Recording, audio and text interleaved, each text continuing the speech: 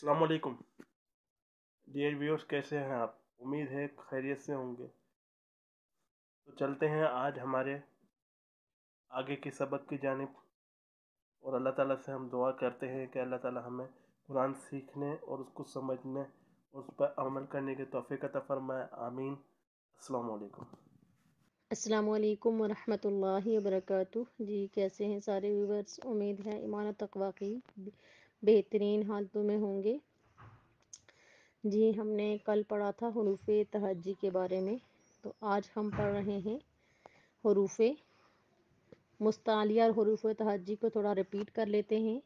हुरूफ तहज्जी 29 हैं और मखारिज कुल 17 हैं, और इन अलिफ से लेके या तक हुरूफ की तादाद 29 है। इन्हें हुरूफ तहज्जी भी कहते हैं और मुफरदात भी कहते हैं। और ये 29 है और मखारिज कुल 17 हैं। और मखारिज कुल 17 कैसे हुए? तो हज़रत खलील बिन अहमद फराहिदी के नज़दीक और अक्सर उलमाए कराम के नज़दीक इनकी तादाद 17 है, तो इसलिए हम भी इन्हें 17 ही कहेंगे।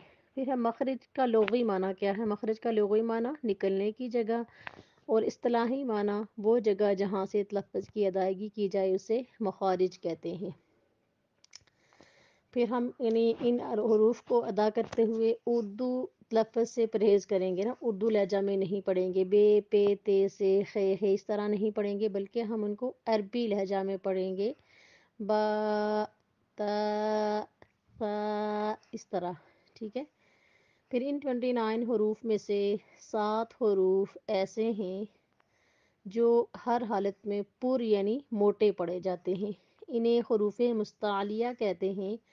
हरूफ मुस्तालिया का मतलब है मोटा करके पढ़ना, और ये 7 हरूफ हैं: खौ, साद, दाद, तौ, गौ, गैन, औफ। इनका मजमू इनको मिला के पढ़ेंगे खुस्सा दातिन इज होगा, ठीक है।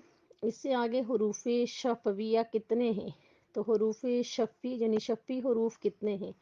शफ अरबी में होंठों को बोलते हैं, तो जो होंठों से जो हरूफ अदा होते हैं वो 4 हैं, उनकी तादाद 4 है। वो हैं बा, पा, मीम, वाओ।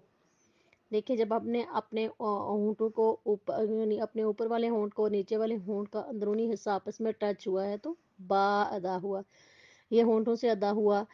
फा हमारे जो सामने के ऊपर वाले दांतों का सिरा है, नीचे वाले होंठ के अंदरूनी गीले हिस्से से टच हो रहा है, तो फा अदा हो रहा है, ये भी होंठों से अदा हो गया।